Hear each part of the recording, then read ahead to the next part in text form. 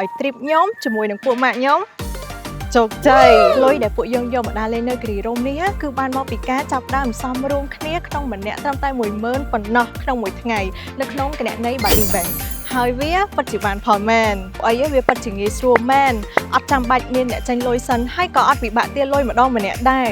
អញ្ចឹងគ្រាន់តែចូលទៅក្នុងគណនី Body Bank រួចហើយចុចជ្រើសរើស From All ឬ Choose Body បើសិនជាយើងចង់ប្រម៉ូទពីគ្រប់ member ចុចលើ From All បើសិនជាចង់ប្រម៉ូទតែ member ណាមួយអាចចុចលើ Choose Body បានបន្ទាប់មកបញ្ចូលចំនួនទឹកប្រាក់ហើយអ្នកក៏អាចជ្រើសរើសមុខងារ Total ដែលនឹងបែងចែកចំនួនទឹកប្រាក់ដែលអ្នកបានបញ្ចូលស្មើៗគ្នាទៅសមាជិកទាំងអស់ឬជ្រើសរើសមុខងារ H បើសិនជាចង់ប្រម៉ូទចំនួនទឹកប្រាក់តាមដែលយើងបានបញ្ចូលសម្រាប់សមាជិកម្នាក់ៗរួចហើយចុច Send Request ជាការស្រេច Notification នឹង send ទៅតាមគណនីរបស់ member នីមួយៗហើយ member វិញនៅពេលដែលទទួលបាន Notification ហើយសូមចុច Add Notification និងពិនិត្យចំនួនទឹកប្រាក់ដែលគេស្នើសុំបើយល់ព្រមសូមចុច Approve រួចជ្រើសរើសគណនីដែលអ្នកចង់កាត់ប្រាក់រួចចុច Next និងបញ្ចូលលេខកូដជាការស្រេច